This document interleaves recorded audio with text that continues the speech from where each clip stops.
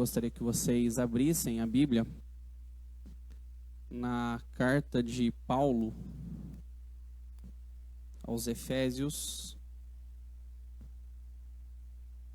capítulo 2.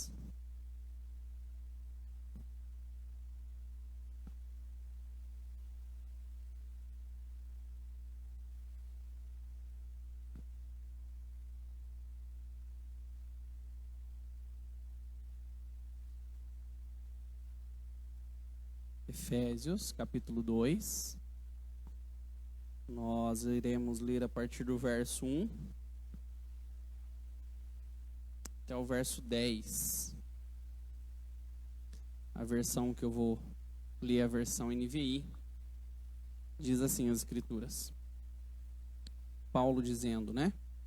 Vocês estavam mortos em suas transgressões e pecados, nos quais costumavam viver quando seguiam a presente ordem deste mundo.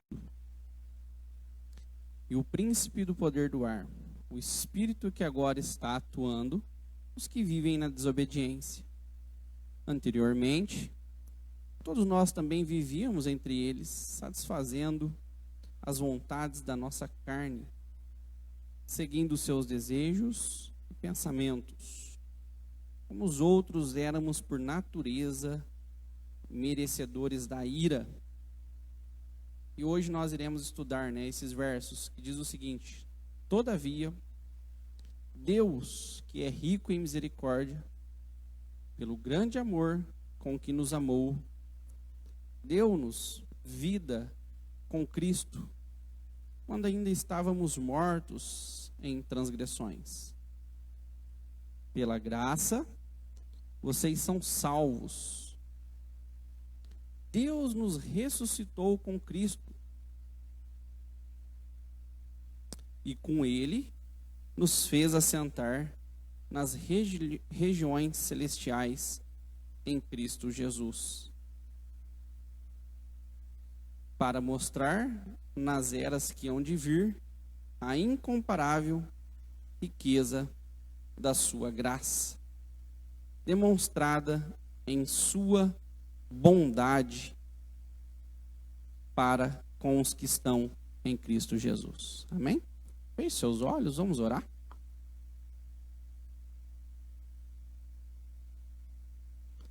Deus, nós queremos, Pai, te louvar, nós queremos te agradecer. O Senhor tem cuidado, Deus, de cada um de nós, as suas mãos têm nos sustentado, Pai. Nós te bendizemos, Pai. Que neste momento, Deus, o Senhor possa falar aos nossos corações, que o Senhor possa instruir, Pai, a cada um de nós. E esse é o desejo, Deus, do meu coração. Que o Senhor possa falar com a sua comunidade, no nome de Jesus. Amém e amém. Irmãos, nós estamos, expondo as Escrituras, estamos falando acerca da carta que Paulo escreveu aos Efésios e algumas outras igrejas. E na quarta-feira passada, aqueles que estiveram aqui, me acompanharam, estudando o verso 1, 2 e 3 do capítulo 2. E na ocasião, nós tentamos responder algumas perguntas, Perguntas relacionadas a situações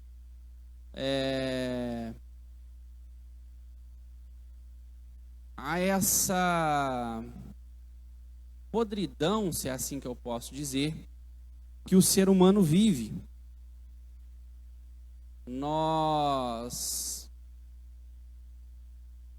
em uma reflexão rápida, se a gente abrir a porta da área econômica, nós vamos ter muitos problemas de ordem econômica. O mesmo se dá se nós abrirmos as portas da área social. A gente sabe que tem problemas e muitos problemas de cunho social. Se nós abrirmos a porta da área moral, também nós vamos ver que o ser humano ele incorre em problemas profundos relacionados a essas áreas da vida. E muitas vezes eu e você nós nos perguntamos, né? Por que que o mundo está indo de mal a pior? Por que o ser humano age de maneira tão maldosa? E problemas, né, e perguntas que muitas vezes nos cercam. E nós temos algum tipo de dificuldade de dar resposta a essas perguntas. E Paulo, no capítulo 2, ele parece responder perguntas que nós estamos fazendo hoje no século 21. E eu disse para vocês que o problema, né, ele só pode ser tratado quando nós temos uma real consciência do problema. Sabemos o que de fato é o problema. E o exemplo que eu usei foi um exemplo da área da saúde, né? Muitas vezes a pessoa acha que está com um resfriado, uma gripe, e usa, né, alguns paliativos como se fosse o remédio correto para essa situação. E às vezes não resolve nada, porque o problema não é uma simples gripe, não é um simples resfriado. Às vezes o problema é um problema pior de saúde, e aí então tem que ter um tratamento adequado, correto para esse problema. E quando nós pensamos na humanidade como um todo, as escrituras no texto que nós lemos diz que o problema dela é o pecado. Paulo vai dizer, olha, nós estávamos mortos em nossas transgressões ou delitos e pecado. E o texto vai dizer, nós costumávamos viver assim, nós andávamos assim, nós vivíamos dessa forma. Então, verso 1, 2 e 3 do capítulo 2, nós nos dedicamos pensando no problema, o real problema do ser humano. E o verso 1, 2 e 3, Paulo escancara o problema, coloca diante de nós uma perspectiva bastante pessimista, né? De como o ser humano anda, de como esse ser humano vive e de como esse ser humano se encontra. E a pergunta que eu faço hoje, para nós então começarmos a pensar no verso 4 até o verso 10 é: Cairo, se o problema é esse, né?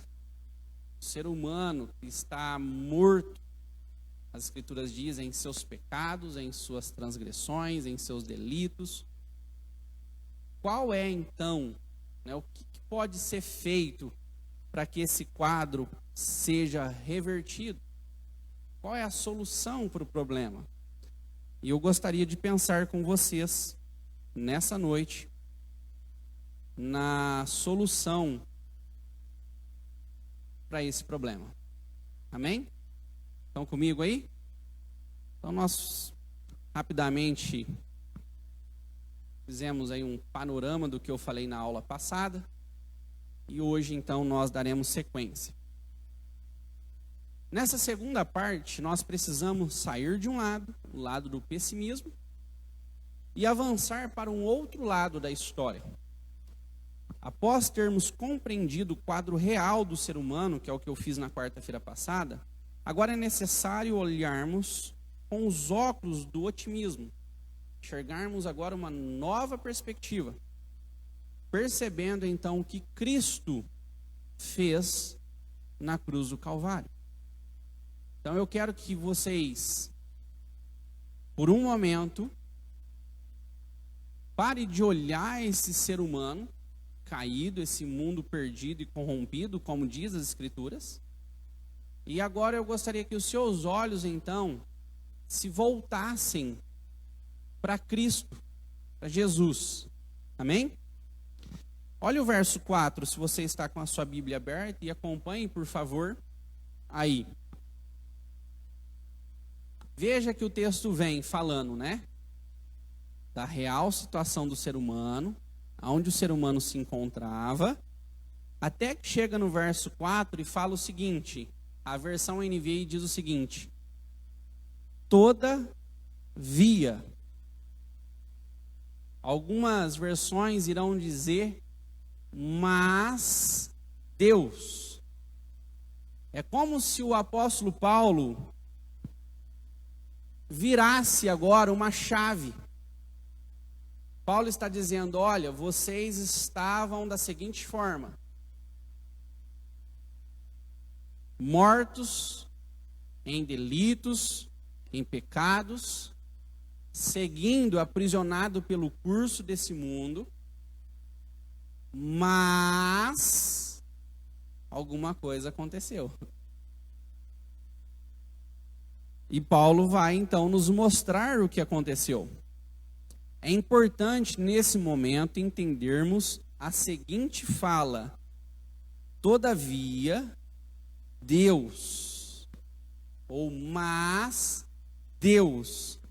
Estas duas palavras contrapõem a condição desesperadora da humanidade caída e a iniciativa graciosa, a ação soberana de Deus. Então, quando Paulo fala assim, olha, mas Deus, ou todavia Deus, Paulo agora vai contrapor tudo de ruim que havia acontecido, tudo de ruim que ele havia expresso. Paulo vai agora escancarar uma esperança, uma única esperança, uma grandiosa esperança para aquele mundo caído e corrompido. Éramos, irmãos, objetos da ira de Deus. Nós estudamos isso. Todavia, Deus, por conta do seu grande amor com que nos amou, Ele teve misericórdia de nós. Irmãos, olha que grandiosidade.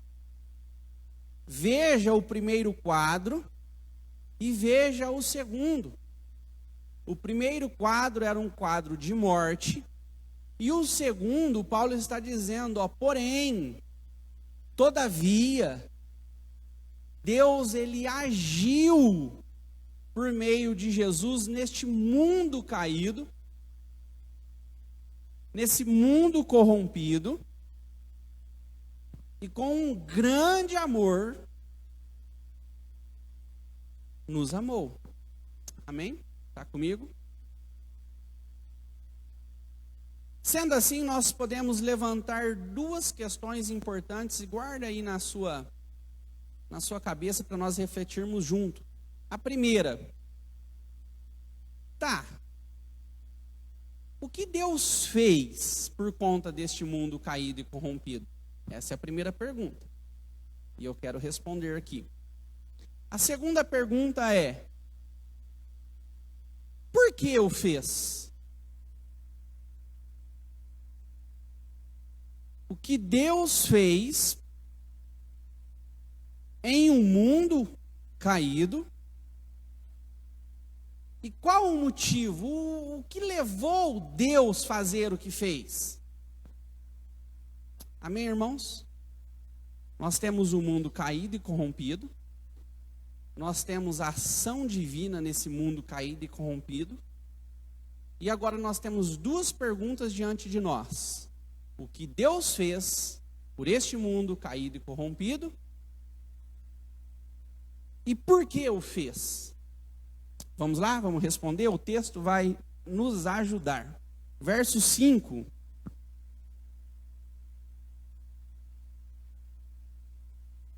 Voltando ao verso 4. Todavia, Deus,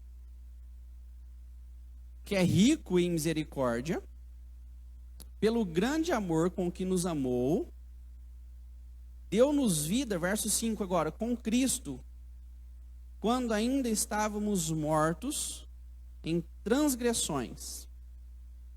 Pela graça, vocês são salvos. Numa só palavra, respondendo à pergunta, o que Deus fez, seria: Deus nos salvou. No mundo corrompido, caído, onde todos andam em delitos e pecados, Deus fez algo. O que Deus fez, irmãos? nos salvou. Amém? E isso é tudo que nós precisamos. Tanto no verso 5 como no verso 8, nós temos a mesma declaração. Pela graça vós sois salvos. E se você olhar aí no texto, salvo, ele está como um particípio perfeito, que é como se Paulo estivesse dizendo o seguinte: olha que profundidade, irmãos. Quando Paulo está dizendo, olha, nesse mundo caído, depravado, corrompido, Deus Pai fez algo através da pessoa de Jesus, que foi nos salvar. E essa salvação, Paulo está dizendo que ela se deu pela graça. Pela graça vós sois salvo. Só que quando ele está dizendo assim, vós sois salvo, irmãos, Paulo está dizendo o seguinte: vocês, são pessoas que fostes salvas e que permanecem salvas para sempre. Então, quando Paulo fala assim, olha, pela graça sois salvo, Paulo está dizendo, olha, Deus fez algo tão grandioso na vida de vocês, que ele não diz que vós estão sendo salvos. Ele não diz que vocês serão salvos. Paulo diz que nós somos o que, irmãos?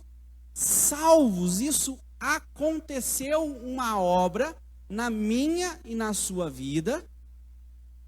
E essa obra aconteceu pela graça de Deus. E essa graça fez o que com nós, irmãos? Nos salvou. Amém? Você é um salvo. Você não está se tornando, você não será 100%, você é salvo. É isso que Paulo está dizendo, irmãos. Amém? Irmãos, e como que isso se deu? E o texto vai nos falar. Como nós podemos perceber que nós somos salvos? Tem aí pelo menos 4 informações importantes sobre isso. Ele vai dizer, olha, vocês são salvos, sabe por quê? Porque Jesus nos deu vida. Porque Ele nos ressuscitou. Vamos ler o texto aí. Nos deu vida, nos ressuscitou e nos fez o que, irmãos? Nos assentar. Olha aí, ó, o verso. Você está com a sua Bíblia aberta? Verso 6. Vamos começar do 5, que no 5 fala assim, ó, Ele nos deu vida com Cristo. O verso 6 diz o seguinte: Deus nos ressuscitou com Cristo. E com Ele nos fez o que, irmãos? Assentar nas regiões celestiais com Cristo Jesus. Irmãos, o problema é o meu microfone, é isso? Ou está tudo certo? Veja que quando Paulo está falando assim, olha, vocês são salvos pela graça, Paulo está falando assim, olha, vocês têm agora vida. Mas por que, Cairo, Paulo está dizendo isso? Porque nós estávamos, o que, irmãos? Mortos. E agora nós temos o que? Vida. Por quê? Porque Ele nos ressuscitou. E se não bastasse isso, o texto diz o quê? Que nos fez assentar nas regiões celestiais com Cristo. Essa salvação, e eu disse que é algo que já aconteceu, é tão importante com o que eu estou dizendo, porque olha que interessante, nos deu vida, nos ressuscitou e já fez com que nós estivéssemos assentados com Cristo Jesus. Veja que o texto não está falando assim, olha, eu lhe darei vida, vocês estão sendo salvos, vocês um dia assentarão, vocês um dia ressuscitarão. Não, o texto está dizendo que a obra que Deus fez por meio de Cristo Jesus em nós, irmãos, foi uma obra completa. Amém? E somente essa obra, o texto está dizendo que é capaz de nos tirar do primeiro quadro que Paulo pinta, que é um quadro de morte, de delitos e de pecados. Amém, irmãos? Todos esses verbos referem-se a 3 eventos históricos sucessivos na vida de Jesus. Veja, irmãos, que Jesus também passou por uma ressurreição, passou por uma ascensão e passou por uma exaltação. O que o texto está dizendo é que, a exemplo de Jesus, quando nós somos salvos, nós então nascemos de novo, nós ressuscitamos, irmão. E as Escrituras diz que, a exemplo de Jesus, nós também assentamos nas regiões celestiais. E olha que interessante, declaramos em nossa crença, quando citamos o credo apostólico, dizendo o seguinte: Jesus ressuscitou ao 3º dia, subiu ao céu, está sentado à direita de Deus Pai. E o que nos deixa atônitos nessa passagem é que Paulo não está se referindo a Cristo, e sim a nós. Paulo diz que ele nos vivificou, nos deu vida. Paulo diz que ele nos ressuscitou. E Paulo diz que ele nos exaltou. Veja que quando Paulo está dizendo a maneira como Cristo, como Deus em Cristo, está reconciliando todas as coisas, corrigindo esse mundo caído, Paulo está dizendo que nós fomos vivificados, nós recebemos uma nova vida. Paulo diz que ele nos ressuscitou, e Paulo diz que nós estamos assentados nas regiões celestiais. Veja que é muito paralelo ao que Deus Pai fez com Cristo, com o Filho, com Jesus. E essa, irmãos, é a união entre o povo de Deus e Cristo. Estar em Cristo é o que constitui uma nova sociedade. Por isso que eu disse para vocês na minha fala anterior, nós, irmãos, só caminharemos para uma mudança de mundo, para uma transformação de mundo, por uma transformação de sociedade, por uma transformação de pessoas, quando pessoas, sociedade, quando o mundo estiver em Cristo. Fora de Cristo não há, irmãos, salvação, não há a transformação de uma nova vida. Amém? E o porquê o Pai fez isso na pessoa de Jesus? Por que ele o fez? Paulo vai além de uma descrição da ação salvadora de Deus. Paulo nos faz conhecer a motivação de Deus quando ele escreve esse texto. Na realidade, a ênfase principal desse parágrafo é o que levou Deus a agir em nosso favor. Não foi algo em nós. Então veja, o que leva Deus a fazer o que fez na pessoa de Jesus, primeiro, guarde isso no seu coração, Deus não viu algo especial em nós, em mim e em você. As Escrituras não vai dizer que Deus parou no momento e viu o quanto nós éramos especiais, uns mais, outros menos, E essa especialidade move Deus em sua ou minha direção. E Deus então age na minha e na sua vida porque existe algo de especial em nós. As Escrituras não vai dizer isso. Não há algum tipo de mérito, é o que as Escrituras diz. Mas sim, o que fez Deus agir da forma que agiu em resgatar um povo para si, desse universo caído e perdido, foi algo nele mesmo. Seu próprio favor que não merecíamos.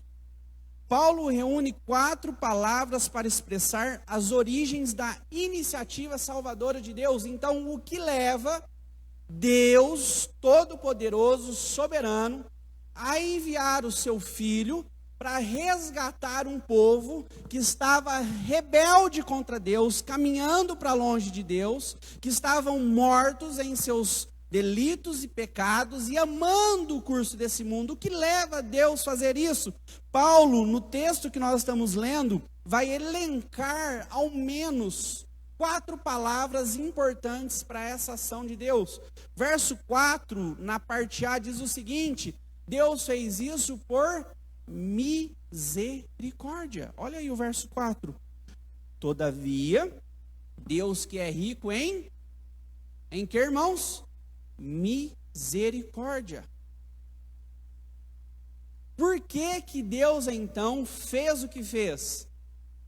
Porque Ele é rico em misericórdia. A parte B do 4, por que Ele fez isso? Pelo seu grande amor que nos amou. O que leva Deus a fazer o que fez na pessoa de Jesus em relação a esse mundo? As suas misericórdias. O seu amor. Versos 5 e 8. Olha aí o verso 5 comigo. Deu-nos vida com Cristo, quando ainda estávamos mortos em transgressões. Irmãos, olha a profundidade desse texto. Se nós estávamos mortos em transgressões, era impossível ter algum mérito da nossa parte. E olha o que Deus fez. Pela graça, nos salvou. Então Deus fez o que fez, por quê? Rico em misericórdia, porque Ele nos amou e porque a sua graça nos alcançou. 4, verso 7, diz o seguinte: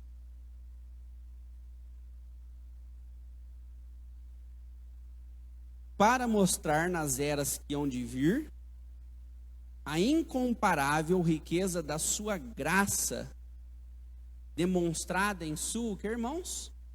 Bondade. Irmãos, olha que profundo. Então esse texto vai nos ensinar o que Deus fez. Deus agiu em direção ao mundo caído e perdido. Perdido no quê? Nos seus delitos e nos seus pecados. Isso foi o que Deus fez na pessoa de Jesus, o Cristo. E Deus fez isso por quais motivos? O que leva Deus a fazer isso? A sua misericórdia, o seu amor, a sua graça e a sua bondade. Irmãos, isso é o Evangelho. Isso é o Evangelho. Sabe por que nós entendemos, nós protestantes entendemos que a religião não é o caminho? Sabe por quê que nós protestantes pensamos que não existe religião? Porque normalmente a religião é um conjunto de regras ou obrigações que, quando cumpridas ou quando executadas, você então chega aonde precisa chegar, alcançando o favor do divino. Isso é religião. Religião trata-se de um grupo de pessoas que obedecem cegamente um conjunto de normas e de regras, buscando obter um favor do divino. Isso é uma religião. Só que veja que evangelho vai na contramão. O evangelho trata de pessoas que são mortas em delitos e pecados, pessoas que não têm mérito nenhum, que são vistas por um Deus soberano, que age por conta da sua misericórdia, por conta do seu amor, por conta da sua graça, por conta da sua bondade, buscando esses pecadores e os transformando, dando que, irmãos, uma nova vida, os vivificando, os ressuscitando com Cristo e os fazendo assentar-se junto ao Pai com Cristo Jesus. Amém? Isso não é profundo demais? Ou seja, os meus e os seus méritos, irmãos, não servem de nada no que tange a salvação. Cristo ressuscitando, irmãos, olha o que John Stott disse. Veja isso, anota se você trouxe uma caneta. Olha o que ele disse. Cristo ressuscitando, né, demonstra a grandeza do seu poder. Então, quando nós olhamos para Cristo sendo ressurreto ao terceiro dia, como diz as Escrituras, ali, irmãos, nós temos uma demonstração do poder de quem? De Deus. Não é isso? Não é maravilhoso isso? Leia Efésios, capítulo 1, verso 19 ao 20, que você vai ver as Escrituras falando disso. Que a ressurreição aponta para a grandeza do poder de Deus. Se eu e você, em algum lugar, tivéssemos a oportunidade de olharmos e ver esse ato de maneira palpável e tangível, nós ficaríamos extasiados dizendo: esse Deus é poderoso. Dos mortos, ele ressuscita. Da morte, ele traz vida. Não é isso? Só que olha que interessante. Mas, irmãos, profundidade de texto. Mas ao nos ressuscitar e nos exaltar com Cristo, é demonstrado, irmãos, a suprema riqueza da graça de Deus. Irmãos, ou seja, na ressurreição de Cristo, nós enxergamos o poder de Deus. E quando Cristo Jesus nos dá vida, ressuscita a mim e a você, enxergamos o poder da sua graça salvadora. Irmãos, isso é extraordinário. O que Cristo fez, irmãos, na nossa vida, Cristo demonstrou o poder da suprema graça de Deus manifesta na minha e na sua vida. Amém? E John Stott, ele continua dizendo, ele diz o seguinte, ele usou um exemplo e eu achei muito interessante. Ele disse que um pastor, quando estava, um dos seus amigos, né, pastores, estava para falecer, estava nos últimos dias de vida, se é assim que eu posso dizer, um artista fez um quadro desse pastor. Quando esse pastor recebeu o presente, esse pastor disse o seguinte: nossa, que quando alguém olhar para esse quadro, que essa pessoa possa se lembrar do artista que fez o quadro, da habilidade que está por trás do quadro. E o John Stott, ele aplica essa perspectiva no que foi feito em mim, em você, do que foi feito em nós. Ele diz o seguinte: nós somos, olha isso, irmãos, amostras da competência de Deus. Nós somos troféus, nós somos evidência da graça de Deus. Ou seja, quando alguém olhar para você, quando alguém enxergar você nessa jornada, nessa caminhada, deve ver em você, irmãos, Deus. deve ver em você a maravilhosa graça de Deus. Ao perceber o que o grande artista fez com alguém que estava morto, com alguém que estava vivendo em delitos e pecados. Amém? Será que nós temos manifestado essa graça de Deus? Será que nós temos evidenciado essa obra maravilhosa que Deus fez em nossas vidas através da pessoa de Jesus? Amém? Vamos ler o texto? Verso 8, né? Novamente diz o seguinte: pois vocês são salvos pela graça por meio da fé. Isto não vem de vocês. Isso é um dom de quê? De Deus. Irmãos, veja que o texto vai falar assim, ó. Nós somos salvos. Ele nos ressuscitou. Ele nos deu vida. Ele nos fez assentar. Irmãos, veja que quem sofre a ação aqui no texto bíblico é o ser humano. Amém? Vocês estão comigo no raciocínio? Somos nós, o meu e o seu coração que sofre a ação de Deus. Nós somos salvos, nós recebemos uma nova vida. Veja que é Deus agindo em nós. Isso se deu como, irmãos? Através da graça de Deus. Cairo, mas eu não precisei fazer nada. Olha, ainda que você acha que fez, as Escrituras falam, não. Essa ação, essa graça, ela é um dom de Deus. Amém? Isso é grandioso, né, irmãos? Os dois últimos versos, né, o verso 9 e o 10 diz o seguinte: não por obras, para que ninguém se glorie, porque somos criação de Deus, realizada em Cristo Jesus para fazermos boas obras, as quais Deus preparou antes para nós andarmos. Irmãos, olha que grandioso, e eu quero encerrar aqui. Vocês lembram que o primeiro quadro que o apóstolo Paulo pinta sobre o mundo caído, lembra disso?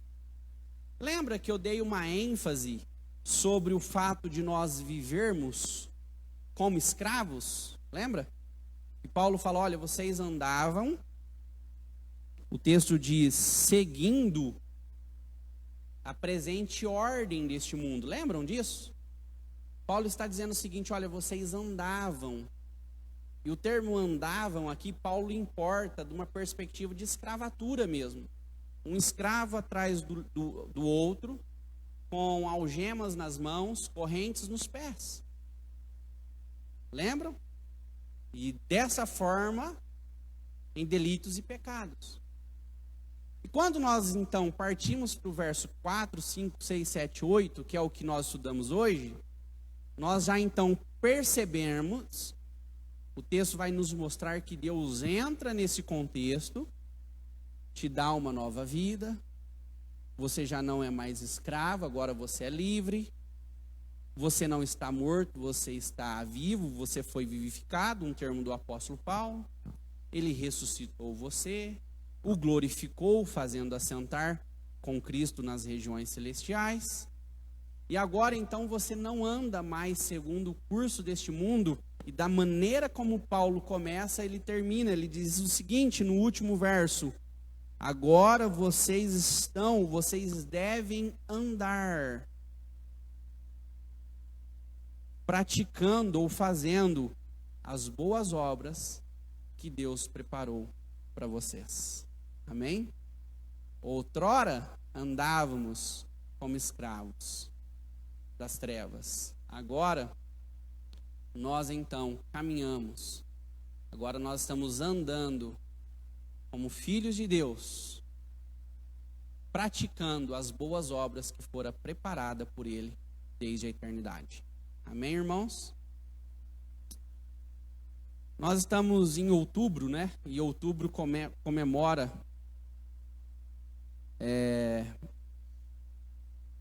mais um ano, né, da Reforma Protestante, 503 anos, se não me falha a memória. E hoje, estudando esse texto,